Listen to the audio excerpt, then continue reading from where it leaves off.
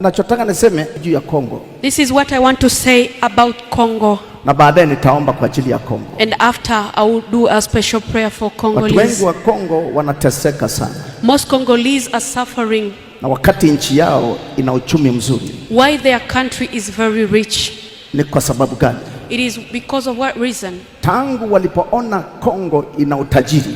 Ever since they saw how rich Congo was. Kuzimu ilisababisha kuwanyima wenyeji wenye haki ili watu wengine wanaotoka maeneo mbalimbali ndio waimiliki ile nchi, wakasababisha vita ili lengo wachukue mali zao ili uchumi wao wasifaidike na uchumi wao. The hell saw that, and they saw he brought battle among the people, oppress the people that they are rightful owner of the wealth, for other people that comes from different countries to be the one to benefit.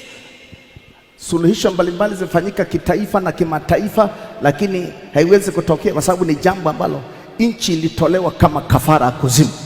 They have tried to do everything they can to settle the country, but it is impossible because the country itself, it was offered to hell as a sacrifice. Takapoomba baadaye kidogo, as I'm gonna pray after, kuna kitu kinakwenda kufanyika. Mungu anakwenda kusimamia Kongo, kuleta uhuru wao.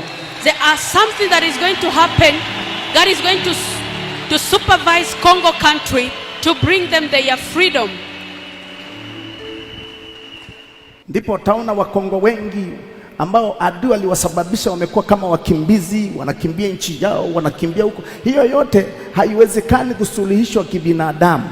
Hiyo ni kitu kilichofanyika miaka mingi kuzimu, na wale watu wakubwa ambao wanatumia mizimu yao ndipo wakaitoa Kongo kafara, na kutoka hapo hawaeleweni, na hata ungefanya miaka mingine 50 ijayo, miaka 100, wasingeelewana. Ndio hivyo tu, kwa sababu ya mali, kwa sababu umetolewa kuzimu. Nitakapoomba kwa neema ya Mungu, maana Mungu amenisemesha, nataka nikuambia, utaona hatua zitazochukuliwa Kongo. Kila mtu atashangaa, uhuru utarudia Kongo. The people that have been running away from their country, from Congo country, after the prayer that the man of God is going to do, because the Lord spoke to him about that special prayer, you're going to see step going to be taken, decision going to be taken, and that the country will benefit the people of Congo.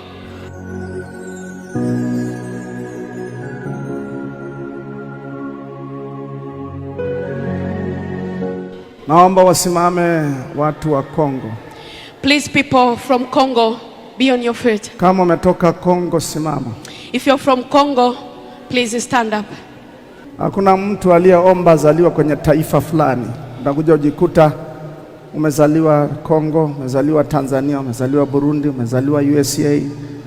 Popote Mungu alipenda namna hii, si kwa bahati mbaya. Nobody prayed for them to be born in a certain country, but we find ourselves born in Tanzania, in Congo, in America, or in any other countries. Lakini Wakongo wengi wamekuwa kama wakimbizi ndani ya nchi yao. But most Congolese have been like refugees. Mungu anataka kufanya mabadiliko makubwa Kongo. God wants to make a different change in the nation of Congo. Na historia itakwenda kuandikwa. And as a history is going to be written. Baba, umenipa uwezo na mamlaka katika ulimwengu wa roho. Father, you gave me authority and power in the realm of a spirit. Na unafanya hivyo kama unavyotaka wewe, si kama mwanadamu anavyoomba na kutaka. And that you do it is not like how men wants or pray or wish, but you do it as you wish. Kongo ni taifa lako, Mungu. Congo is your nation, O Lord. Wananchi wote walioko ni taifa lako, ni watu wako, kama vile nchi yote ni mali yako. All the Congolese are your nation and your country. Wanaishi kama wakimbizi. They live like refugees. Na nchi yao inajaa uchumi ulioachilia wewe mwenyewe Kongo. And their country is filled by goodies that you release into them, O God. Lakini wanakimbizwa ndani ya nchi yao kama vile ni watumwa. But they live as people that are just passing on their own countries. Baba, katika jina la Yesu, Father, in the mighty name of Jesus, kama ulivyojiapisha juu ya Israeli ukairudisha Israeli ilivyotawanywa miaka ya 70 isiwe taifa na wakafanikiwa kwa sehemu, lakini leo umelirudisha kuwa ni taifa. like how you swear on the Israelites when they were once enslaved, but you swear that they will not be slaved, they will not be slave again, and that you put them back to their countries. Maagano yaliyokaa kuzimu miaka mingi iliyopita kuipitisha Kongo iwe katika utumwa wa kuibiwa mali.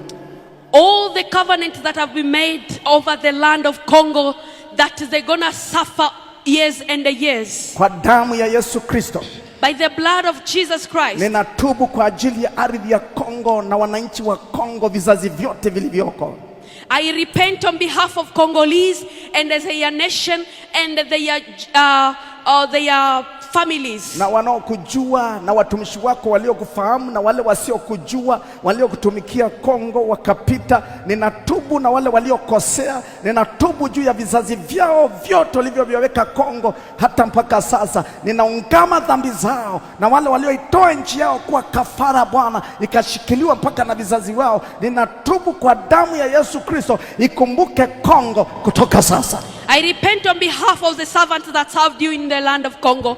I repent over the families. I repent over the generation. I repent on behalf of those that sacrificed their country to be a slave. Wainua wa Kongo, lift up the Congolese. Leta uungu wako juu ya wa Kongo wote. Bring your presence upon all Congolese. Achilia utisho na kibali juu ya wa Kongo wote. Release your power and the presence upon the Congolese. Achilia mbingu yako na malaika wasambaye juu ya Kongo na kuikomboa Kongo na kuwapa wa Kongo uhuru wa kumiliki nchi yao na kufanya yale wanaotaka kwenye uchumi wao, na wewe uinuliwe utumikiwe kwa utukufu wako juu ya nchi ya Kongo. Release your power, release your angels to protect the nation of Congo, to protect the Congolese, to protect everything that they do, and your name to be heard and be glorified from the land of Congo. Na asiwepo atakayewaonea kutoka leo.